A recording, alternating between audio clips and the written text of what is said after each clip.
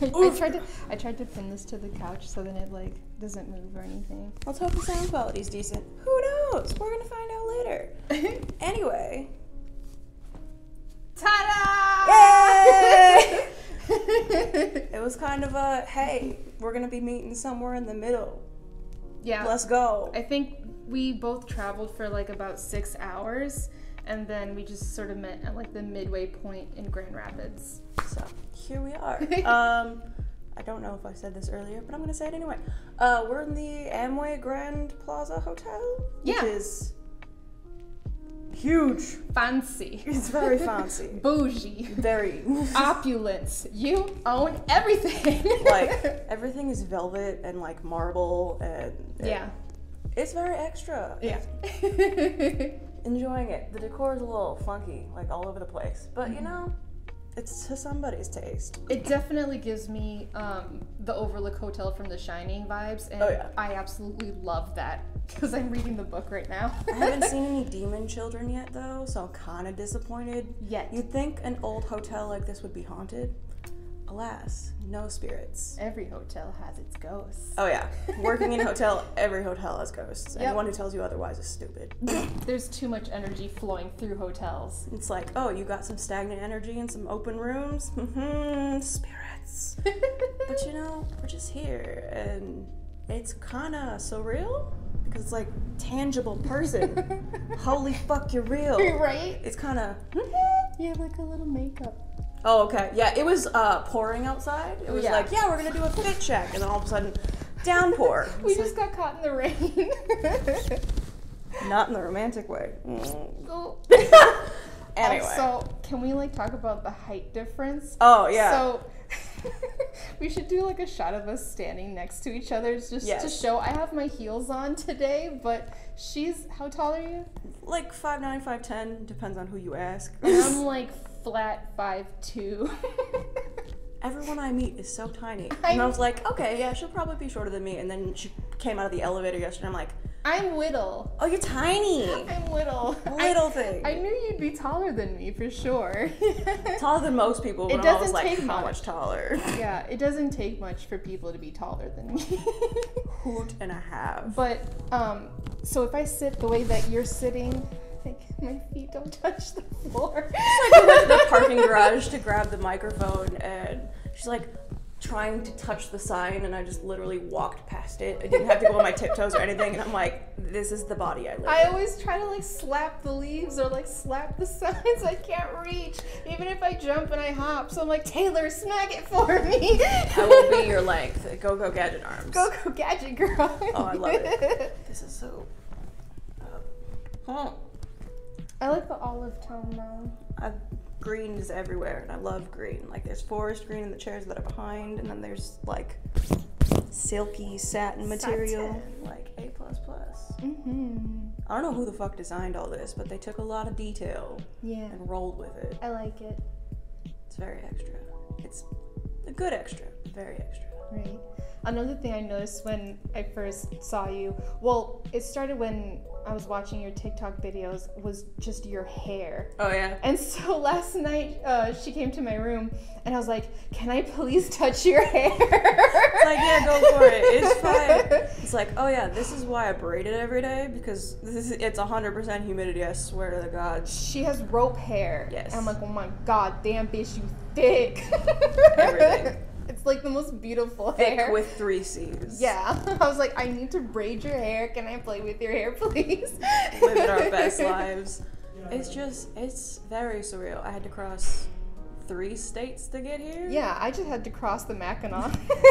Big Mac. It was like, I went down and around, so had to go through Illinois, which is a death trap, and then Indiana, which is just blank. And then you get into Michigan, and it's like, oh, trees and water. Oh, this is nice. This is what I want. Pure Michigan. Honestly. It's like, I've been over here a couple times, and it's very lawless. Like, the first time I was here with a Girl Scout troop that was like, I don't know, 13-ish. And yeah, I was served wine underage, and they were like, here, fine, fuck it. And then I was immediately almost hit by a car. So, whoop. Yeah, Michigan is lawless. Yeah, there's a lot of similarities between Michigan and Puerto Rico. So like the way that people drive and like the potholes in the road. Because in Michigan it's due to like the ice and the long winters, but in Puerto Rico it's literally due to like a lack of funding for infrastructure and hurricanes. So yeah, it's really shitty roads in both places. We're just trying to avoid the holes so we don't get swallowed by them. Yeah, and it's fine. It's lawless driving wherever you go. Both in Michigan and Puerto Rico, it's just lawless driving. It's crazy. Yeah. But no, it's definitely a different experience. Like, I didn't feel nearly as terrified driving through Grand Rapids as I did in like Chicago.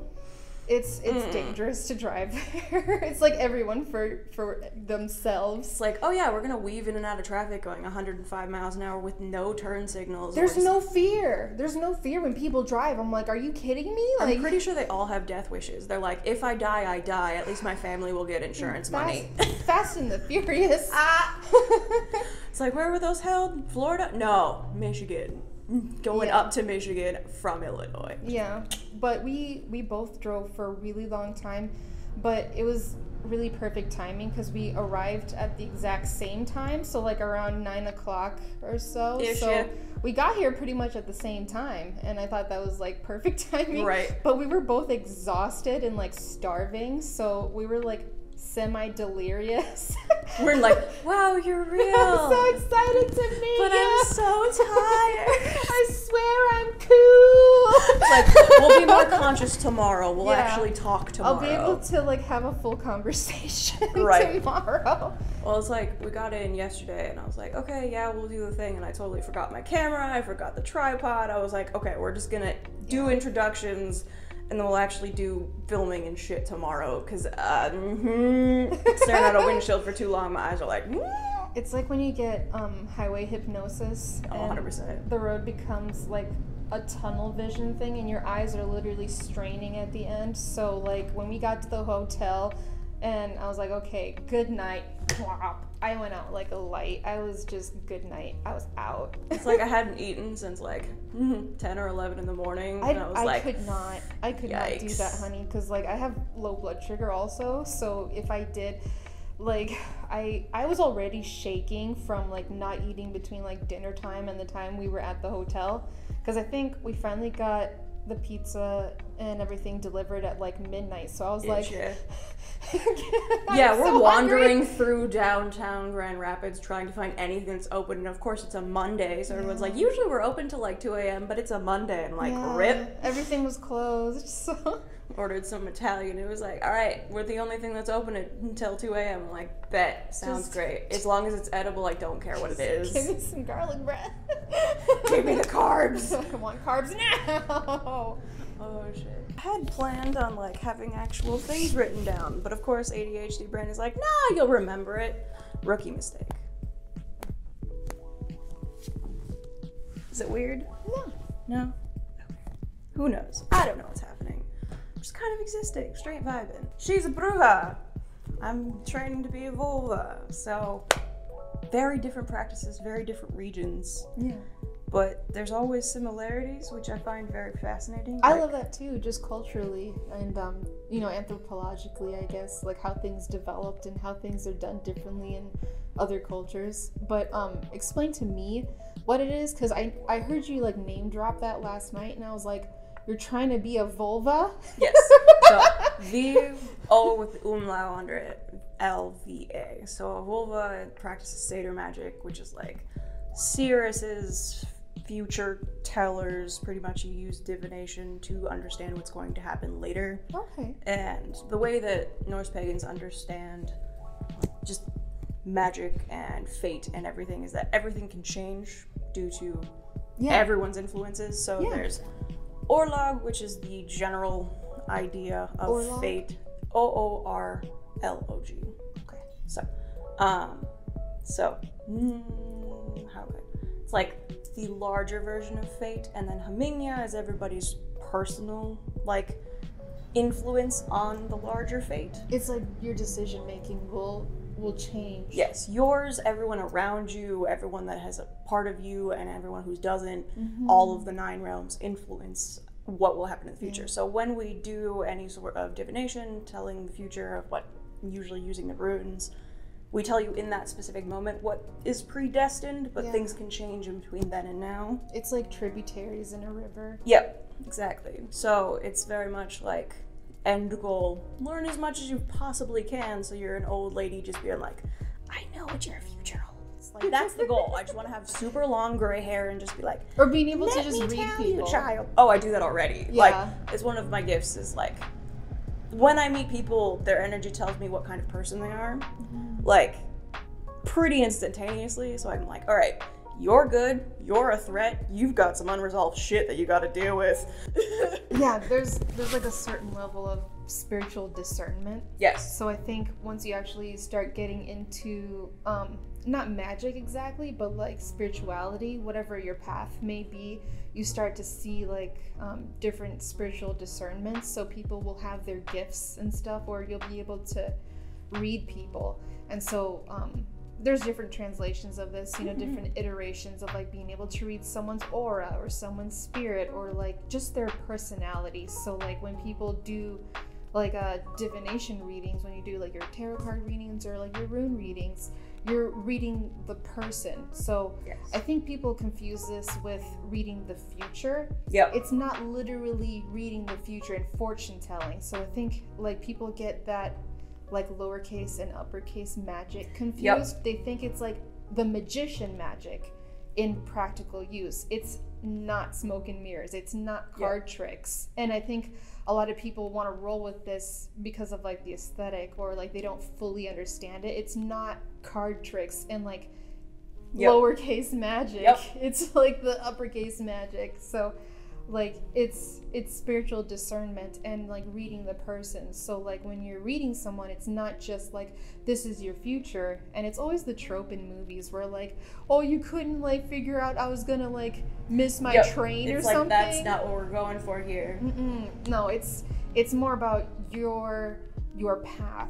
So it's not about winning the lottery. It's always that in like the tropes in movies and stuff. Like you can't like win the lottery. Tell or me like things that are gonna benefit me or things that are super gonna hinder me. It's like, no, honey, that's not what you're getting. Yeah, it's like it's not that I can like tell when I'm gonna get a phone call or something like that. That's like the magic tricks that a magician would do. So like it's not magic tricks for like the stage.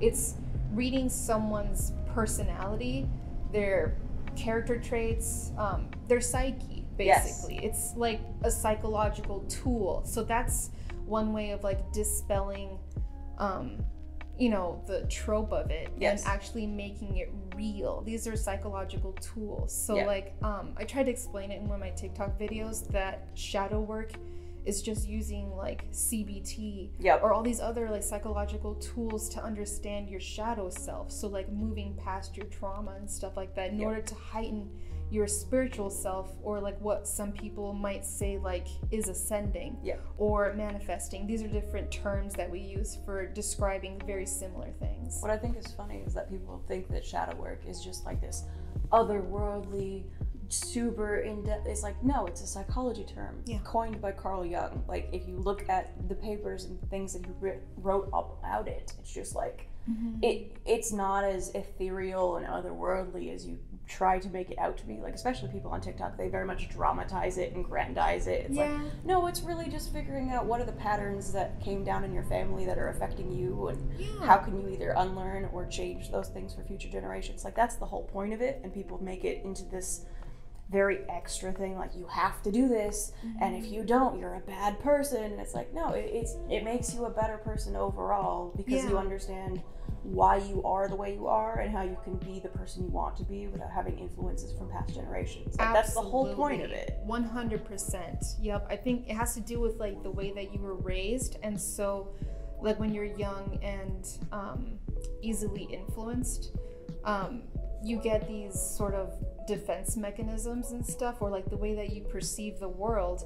And so I was telling you last night when I was delirious and like eating food together, we were like having a bonding sister moment.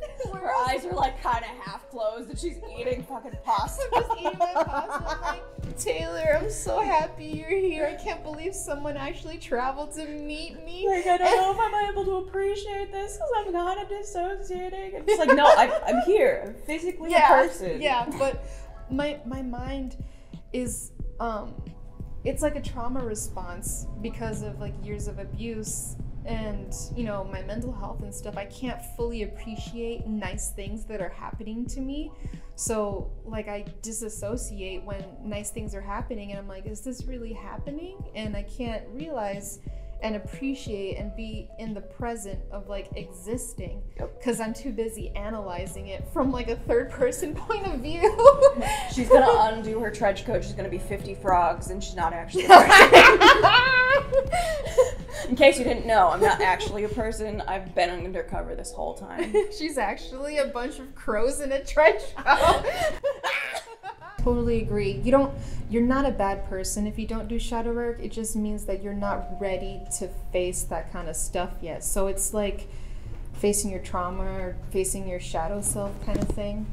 And I think just some people aren't ready to face that yet because, well, like for one, I think you should actually seek someone who's a mental health professional. Yeah, seek a mental health professional, like a psychiatrist or a therapist who can help guide you and give you the tools and give you terms to describe what it is you're going through, and also to what's the word? To like just gotta unpack all your shit. Yeah, to unpack and like to break down the things that are happening too. Yeah, so I think like if you're not ready for that, that's okay. Like everyone blooms in their own time, basically. So you don't have to compare yourself to somebody else if you're a cactus and they're a wisteria. It's like, no, people are always comparing, and I'm guilty of this too. It's like, oh, but they're doing so much better at this than me, or they got this right away and I didn't. It's like there's other things that you got instantaneously, and some things that people are like, how the fuck did you do that? Mm-hmm. So I think it's a lot of just measuring contests. It's how well can you do this, how quickly. It's like you gotta excel at everything. It's like, why? Fuck up. Let yourself make mistakes. Right. I think it's linked to like the whole capitalist mentality of like hustle culture. And if you're not being proficiency. Yeah, if you're not being productive, then you're not showing your worth kind of thing. And I fall into this a lot too, just because I'm an artist. And I like seeing the end product of my drawings and my paintings. So like I enjoy that and I like being productive, but not for like monetary gain. I like the work that I put in, not for like hustle culture, but because I want to see this project finished. It's like my problem is I have this idea that I'm still working through, and it's just like I want to be the end all be all of myself. Like I want to reach the peak and know everything already. It's like, but you have to do all the steps to get there, and you have already learned so much. Mm-hmm. But going forward, there's a world of things you haven't even experienced yet. So it's like, when I blew up on TikTok, I'm like, okay, obviously this means that I have to be perfect because everyone is expecting this of me. And like, it gives me a lot of anxiety, honestly, like posting on TikTok and posting on YouTube. And I told you that last night. But like anytime I open it and I scroll through like the notifications, I'm like, okay, where's the negative comment gonna be? Because people can be dicks, like straight up. They can be really nasty and they can be really mean. So I have to take like long periods of not even looking at the app, not even like looking at my phone, and like just unplugging and going and touching grass. Yes. Like literally like unplug, go outside and touch the fucking grass. It's like physical world. And that's one of the things that I'm slowly, because I got consumed for a second, especially like when I blew up, because I'm like, okay, obviously I have to do this all the time because people are waiting for it and it needs to be a thing. And then the algorithm started fucking me and my mental health went to shit because it's like, well, obviously your self-worth should be tied to this. And I thought about it for a while. I'm like, that's fucking stupid. Yeah. Well, I think it's like,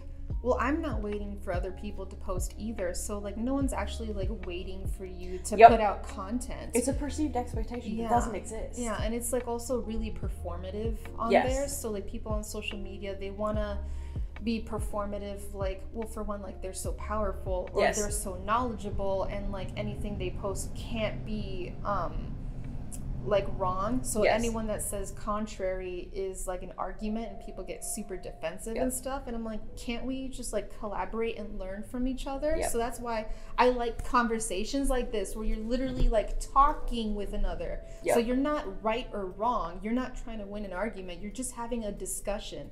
And I think people online forgot how to have discussions with one another, where you're giving input and you're listening. So like you're not waiting for the other person to stop talking so you can retort. You're like wanting to continue like in another tangent related 100%. To what they said. It's like, we've had a lot of conversations like this, obviously, because we're like, yeah, we should like be friends and meet up and do shit. I like, want to be actual friends with people. It's like, that's why I have some of my mutuals are just kind of there, and then I have other ones who are like messaging me and being like, hey, I understand what you're trying to do with that, but here's how it came across. I'm like, my bad, let me fix it, not a big deal, thank you for checking me. Like, and I appreciate those people because they come at it as, hey, I get that you were attempting to do this, but it turned out to be this, therefore it caused just some muddling or harm or whatever, and then you can go back and be like, hey, I fucked up, my bad, and then you can learn from that. I think that's part of the problem is we've talked about this. The gotcha culture is just like, oh, you made a mistake or you said something wrong. Like, especially when you're doing things in like a 60-second video, you're so stressed for time. You can't say everything that you want to say in a 60-second video. And people will extrapolate that and be like, oh, you said that, you know, Sleipnir only had 6 legs and not 8. It's like, yeah, but everything else I said in the video was correct. But that's the thing you focus on. It's like, you fucked up. That's wrong. I'm like, guys. I'm stretched for time, but it's like you have to start seeing the positive in people, not just assuming that they're, you know, negative or argumentative. So I appreciate when people actually like message you one-on-one instead of like trying to profit off of like your mistake or like pinpointing like a gotcha kind of mistake, and then like, because it's so easy for people to do a retort, like duetting your video or stitching it or something, or like just calling you out in the comments section and then like blowing that up out of proportion. So it's like you could have easily just directly messaged me and then told me like, hey, this sounded off a little bit, or like you didn't have the full information about that. It can be that we know the full information, we just ran out of time and we couldn't discuss everything, which is why I like YouTube. Because you can make longer videos and actually talk about in full depth what you wanted to say. See, and this is the difference between it. It's like so thought out, so profound. Like you should see her fucking notes in her book. It's ridiculous. And like all of her stuff is pre-planned and it's like a book report. And she's like, here's all your information. And me, I'm like, this is what I'm going to talk about, and we're just going to roll with it and fucking try our best. And that's all my fucking content is just, we're just out here trying our best. My brain cannot, even if I have a script, it's not going to be the script that I go off of, because my brain goes off on tangents, and then I'm over here, and then I'm doing this, and then I'm over here. And so it's a nightmare for Chris to edit, so I love you, I'm sorry. It's like I forgot the microphone, I'm like, he's gonna be mad. No, we got sound quality, but we got it. We got it, It makes me think of Princess Bubblegum from Adventure Time, where it's like people are built differently. You don't have to understand it, you just have to respect it. So like all of my note-taking and stuff, I love doing that sort of research because I get to learn what is the origin of this. So culturally, we are way more mingled and we have so much more in common than our differences. And I think that's something that's really like policed on TikTok. So it's like the spiritual police, like, no, you can't do that because that's a closed practice. Everybody on Witch Talk is like, but why? So like, ask the why. Why is that? And my pet peeve with that is that it's always people that are not part of that closed practice that are policing it.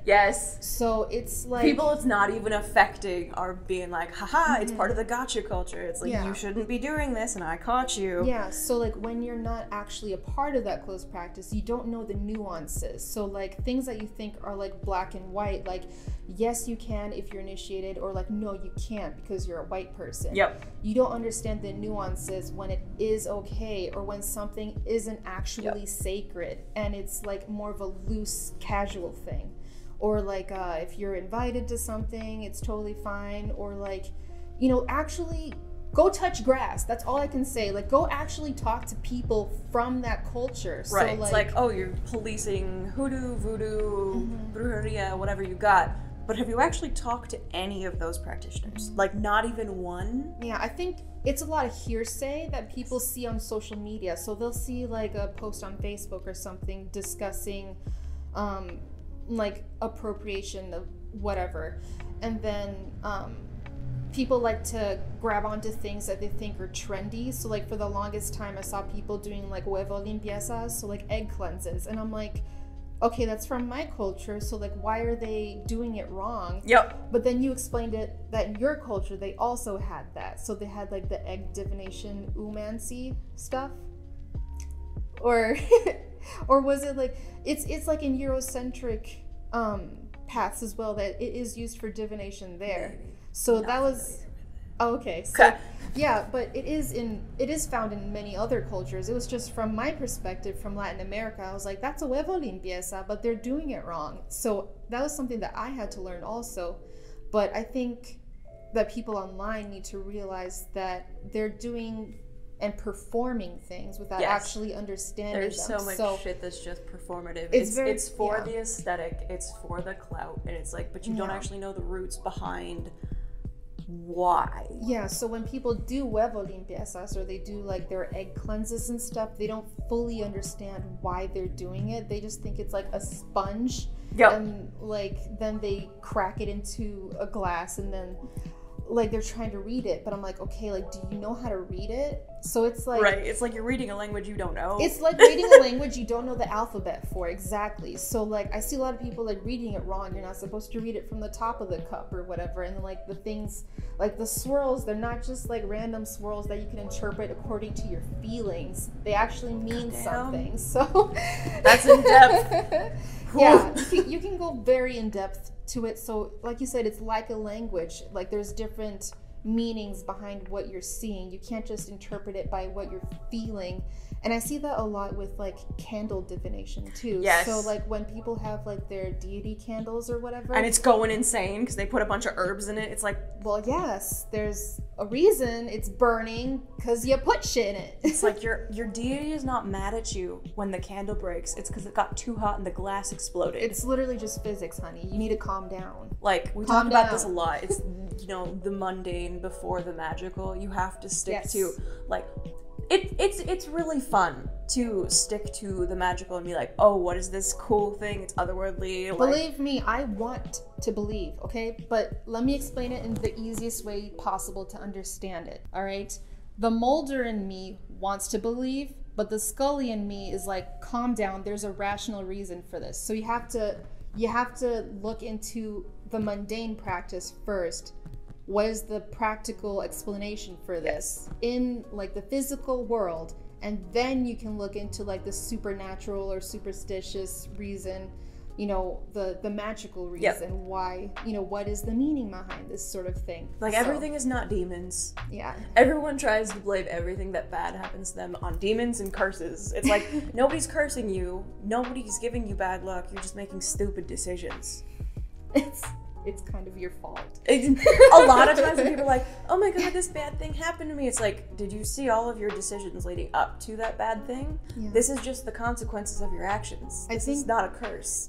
It's difficult for us to point the mirror back at ourselves and be like, crap, it's the consequences to my decisions. Or like, here come the consequences. Here come the consequences. I'm actually searching the mirror now. Right? Good God. Yeah. But I think, you have to think about like the practical reasoning behind it before going to the supernatural reasoning. Because like, believe me, I get spooked and I get scared every now and then, like in the middle of the night. I was like, what was that? Chris will attest to this. I'm always yelling at things. Like things will fall over in my house or like things will go flying across the room. And I'm like, I let you live here. Do not overstay your welcome. And it just makes me feel better. Like, is it actually a spirit or is it just something knocking itself over because physics? Who knows? It just makes me feel better to yell at things. I do it at work all the time too, but that's because Steven's actually a ghost and he's annoying as fuck. I have to do a video on Steven at some point. Okay. Hotel ghosts are fucking ridiculous. Yeah. Every hotel has a ghost. point blank period, Steven's an asshole. I think one good example I have of this was, it was like the middle of the night, like literally the witching hour, and I have a touch lamp next to my bed, and so like I was already asleep, and like in the middle of the night around the witching hour, the lamp just turns on. I was like, oh, it was probably the cat or whatever, because her little paws will turn it on. And so I go to turn it off, and a little bit later it just turns on itself. And this happened like 3 times, and I was like, what is happening? So I unplug it, and in the morning I was like, okay, let's look into this, and it was just like a short circuit. So like in the middle of the night I was like, okay, that was really scary, but in the morning I was like, calm down, there's a reason for this. Goodness. Let's talk about like similarities and differences between our practices. Okay. So I know in Latin America we have like different sort of altars than in Eurocentric practices. So like I'm sure a lot of people online are very familiar with like the deity altars. So you have like your candles or like your sculptures. Pretty straightforward. You add things that you're like, this is cool. Yeah, there you go. Your offerings and things like that. So in Latin America, we don't literally have like an altar for a deity. If anything, I guess it would be like an ofrenda. So like you see on like Day of the Dead. So those would be like our offerings for our ancestors and stuff like that. So it wouldn't literally be for a deity. It would be maybe like for saints. So like if someone is working with Santa Muerte or like La Santísima, things like that. I know in other practices also, so depending on like what your practice is, you can be working with like the Loa or with Orisha spirits. So you would have like a cauldron and you would have to feed that cauldron. So it depends on like the practice that you're working with. And then in Native American, or what I'm familiar with, are the Taino practices. You have to actually go outside into nature. And so you would have like your sacred sites, which are like blocked off by the different rocks and boulders and stuff. And so it's more of like a ceremony with the community. So it wouldn't literally like be an altar. That's one of the things with like Norse paganism, just with the different practitioners I've talked to, is you have your deity altars. Usually you have some kind of like sculpture or imagery of it of some kind. And then you have your candle and like whatever you want to give them. Like you give Odin tobacco because he doesn't eat type thing, which is a really big thing in your practices I've seen. So there's that, but a lot of times it's easier to just go outside and just yell. It's like, Odin, I am here. Thank you for everything. I devote my time here to just saving Midgard and making it as beautiful as possible. So there's like a practice going on right now, which is called Saving Midgard, that different Norse pagans are doing around the country, which is just going out into nature and cleaning up, because it's so filthy. Like by the side of the road by my house is just trash. It's just sad. You pick up whatever you are, and that's your devotion to the earth. That's your devotion to Midgard. Is just you're here to take care of it and learn as much as possible, and in cleaning up you are learning things. Because I think they're like nature spirits, so I think people think of them too literally like gods. So like they're thinking of it too literally like Hercules, you know, like from Disney's Hercules. Like they're not people. They're like entities or spirits. They're energies. They're like spirits, you know, of nature. So when you go out into nature, that's like your chapel, your way of worship, that sort of thing. And that makes sense. I don't know if you guys have a word for it. One of the things that I've adopted recently is called animism. So it's the idea of just, you know, everything has its own energy and you should respect that energy. So you go into all of your interactions with nature just understanding that everything is alive and it wants to live as it is, and you should just be okay with that. Exactly. And I think a lot more people should adopt that, just because if you think of everything as that is a tree, it is not a living thing besides just producing oxygen for me, you feel it as transactional instead of its own living being that's had its own memories and its own issues and overcoming all sorts of obstacles and growing.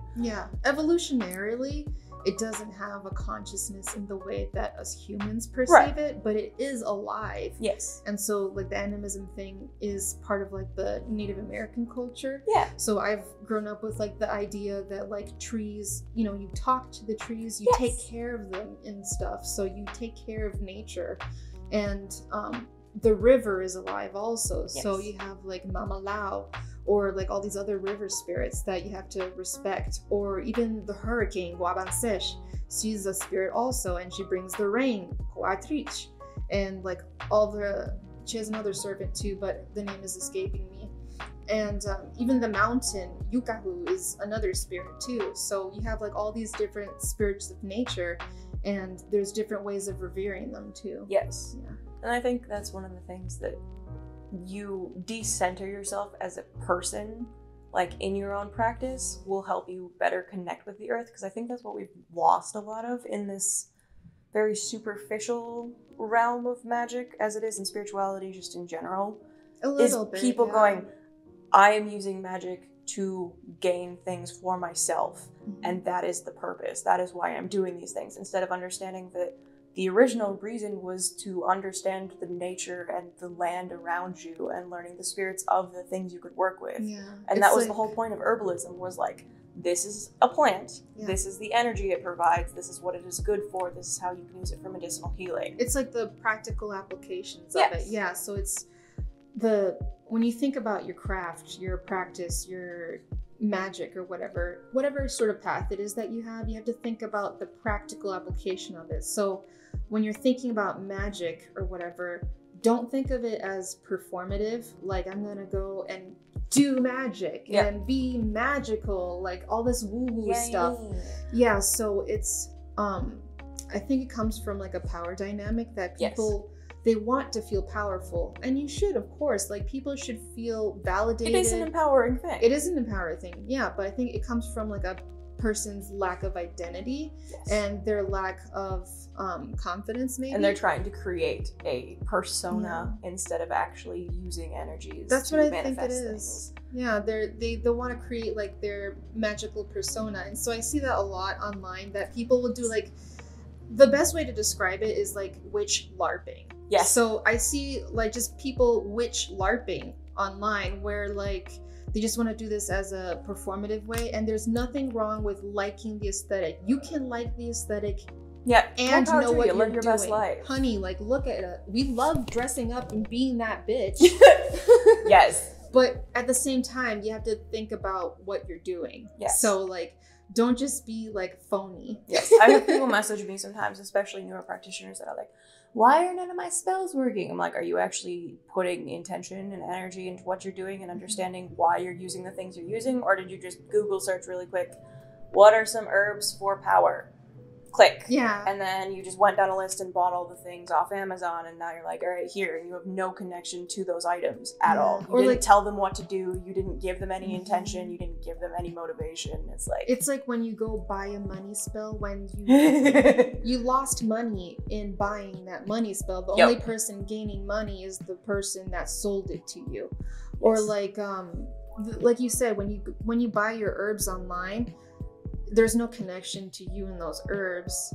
I think the best way to do it is to actually grow them yourself. Yes, if you can, of course. So then that way you're like putting in that intention, and you know that plant. You know where it came from, and like you put in intention from the time it's a seed. Yeah, there's a mutual understanding, there's a mutual respect, and there's a good connection. Like you can buy seedlings and then grow them up, but like you're still putting energy and effort into that, because I know some people like struggle really hard with growing. It's hard, especially from seeds. And also like certain ingredients you literally cannot get. So like because I'm living in Michigan, I can't get the ingredients that I would need from the tropical zone. Literally won't grow in our zones. Yeah, you can't find it. So like if I need something from Puerto Rico, I literally have to like travel there, or have my grandma mail it to me, or find a vendor online that has that thing that I need.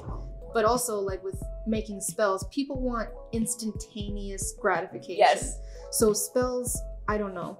People think that it's like, okay, now it's working. Yep, I'm going to do it, and tomorrow I'm going to get that dream job. We're going to get it tomorrow. I didn't put in any applications, and I put no work into it. No, like, okay.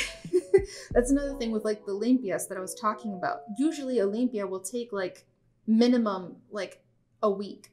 So people don't realize that like you have to like let that egg sit there for like a long time, or even like up to a month if it's like a partera that's helping you with your pregnancy. So she'll use that egg to help you like with your baby and stuff. So like that egg is sitting like for a month. So spells do not work instantly. You need time. Yes. So like, especially like if you're doing moon magic, you literally need to wait like a whole month, or like, you know, if you're doing, you know, other things, you have to wait till like the equinox or whatever. Timing is important. It isn't just instantly like you're gonna get that dream job, you're gonna get that money, you're gonna manifest tomorrow. Yep. It's like, oh yeah, I'm gonna be a rich bitch by next week. It's like, it's not practical. It takes a lot of effort on your own, so it's not just wish fulfillment. And that's another pet peeve of mine, is that people think spells or working with their deities or their spirit guides or what have you is just wish fulfillment. And that's just such a pet peeve of mine, because that's something that I deal with Christians also, that they only pray to God when they want something or they need something. Something's wrong, please help me, please fix this for me, thoughts and prayers. And that is carried over into the pagan community. Yes. Not because it came from Christianity, it's because of that wish fulfillment They've thing. got that, especially people who have like religious trauma or what have you, and then they'll take that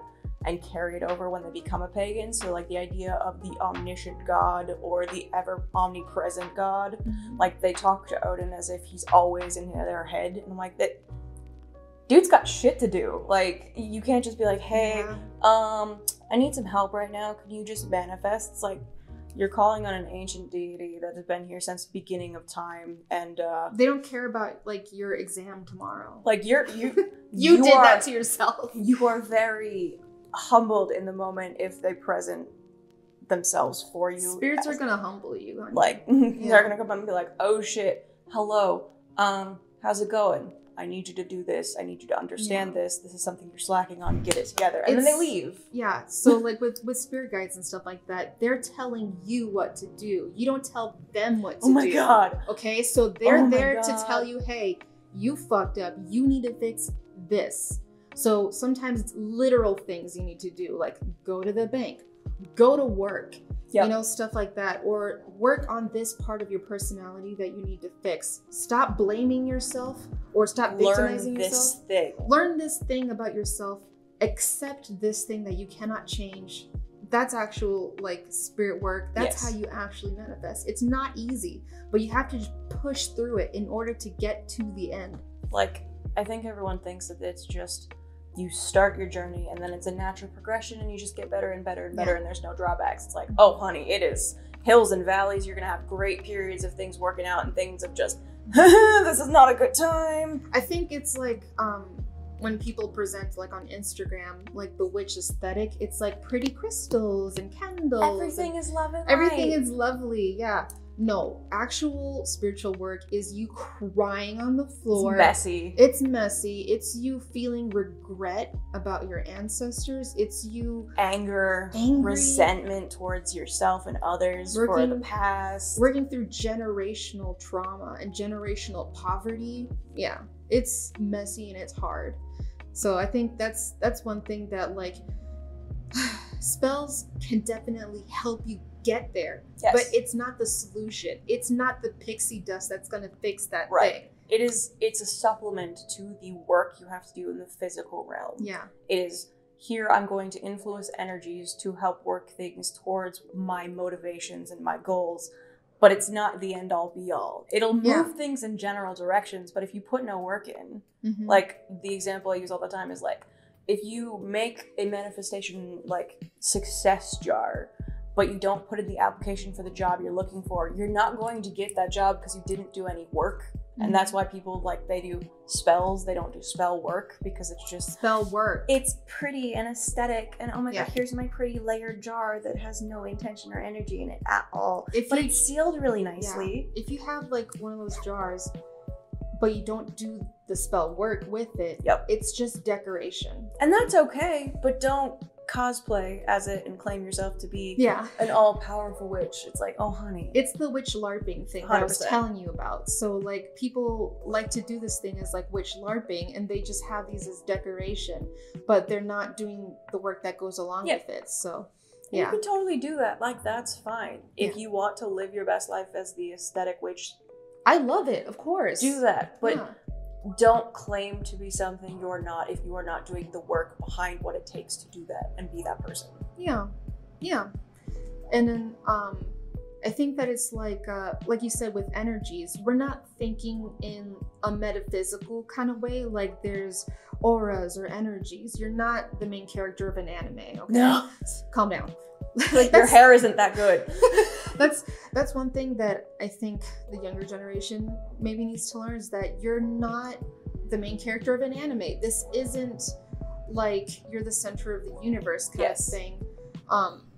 And when we're talking about like manifesting and energies and things like that, these are just different terms for psychological tools, or like psychological methods for healing and stuff like that. So it's not like literal like magic systems. What I think is cool is Chris and I have talked about this a little bit, but and of course I'm going to butcher this, so I apologize in advance. But there's physics terms and equations and understandings of the universe, that there is matter that changes on its own and is just able to influence the other matter around it, and scientists cannot understand how it works.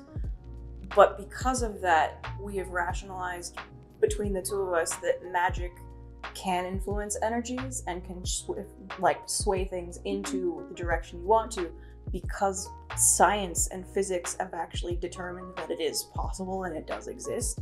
So there is a lot of science behind magic if you are smart enough to understand it, and there are some things that are just... Don't think about it as two different things, science and magic. No, they've always worked together. What we used to think was magic was just like the theory of gravity or something. So like there's still things that we don't understand, like dark matter, or like the expansion of the universe, or even like the creation or beginning of the universe. So whatever your belief system may be, like there's still that area for interpretation or discovery. So we're still discovering things. So like magic, it's just another form of science. It's just another form of psychology, but maybe like with a more spiritual sense. So and one of the things that I've found is, like, especially with medicinal healing, is if you're looking at very scientifically, you pick out specific compounds that are in a plant that affect certain things, like on the cell level in your body. If you look at medicinal healing more as the holistic understanding, it's this plant helps with this because it does this. Exactly. And it's a lot broader. It still is science, but it's not looking super fine detailed as it is in like pharmaceuticals. It's more holistic, it's more generalized, which is why I prefer that method. But there are definitely people who are doing holistic medicine that are super into compounds and fucking chemistry and there's certain smoke cleanses that traditionally are used that people write off, but these were used for their antibacterial properties. And they've been proven across the board to be antibacterial, antifungal, antiparasitic. So medicine healers, traditional medicine healers, like from Native American communities, knew what they were talking about, because these did have practical medical applications along with being spiritual healing. So they were healing literally the body and the mind. So they were using it for like physical and psychological. So it's not just like, you heal it and then like it's not just like healing your like aura or whatever. There's actual practical applications to this. And I think that's why, like, back to what we were talking about earlier, finding the root of like where practices and things you're doing come from. Like, I feel like especially yogis or like Reiki practitioners, it's like, if you're doing that, that's cool, but like, have you looked back to the ancient practices in India or Indonesia, where these things came from and why they worked? What's funny is that Reiki is really similar to sobadores in Latin America. So they also use their hands for healing purposes. Some of them are like masseuses and stuff, but it's a lot of like the energy healing that Reiki does also. And I just thought that was so similar. Hell yeah. But they're from two totally different continents. See, and that's one of the facets of just white supremacy in general, is taking all of these different... I think your phone's going off. Oh yeah, hold on. I love discussing like our similarities and differences culturally, because we have so much more in common that we don't have to say like these are closed practices or these are open practices. Right. Culturally, like we just develop throughout history, you know? So like whenever people migrate or people mingle together, they bring their practices with them, and you introduce them to other places, which Yeah. is why I think it's really funny, especially with Norse pagans, is you've got the ones that are super open-minded and accepting and want to discuss anything and everything, because our purpose is the pursuit of wisdom and understanding anything and everything that people will teach us. I love that. And then there's the other ones that are terrible. We don't talk about them.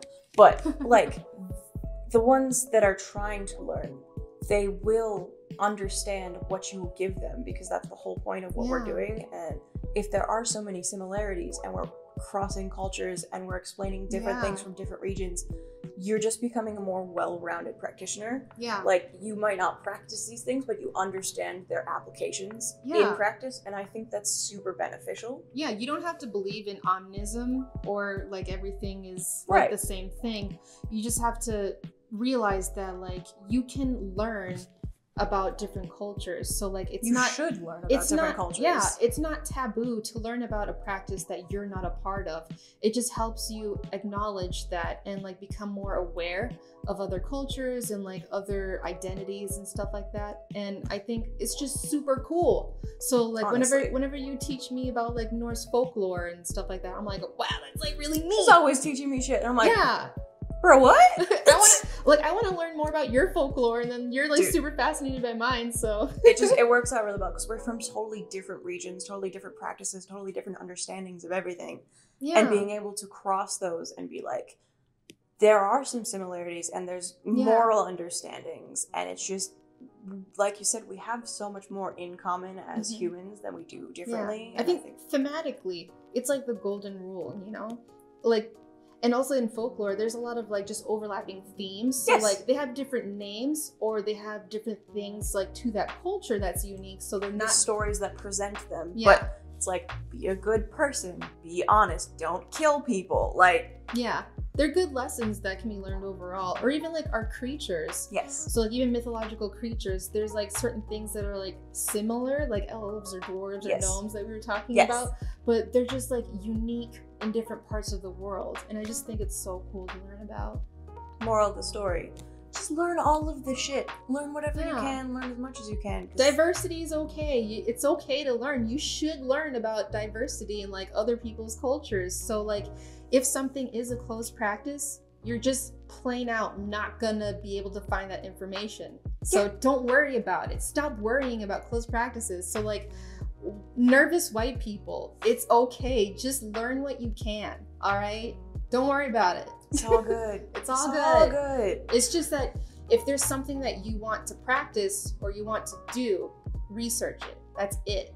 Like, learn what you're doing, why you're doing it, what's the origin of it, and if that's something for you. So that's something you got to decide for yourself. Like, is this something that I'm appropriating, or is it something that I feel is right for me? You know? So like, even if it is something from a different culture, from a different practice, if you understand the origins of it and the purpose and the methods, if you can get all of the base root work of it done. If you're doing it correctly, and you know, people from that culture say it's okay, it's not appropriation. I think of it like, you know, people from the West who convert to Buddhism. Yeah.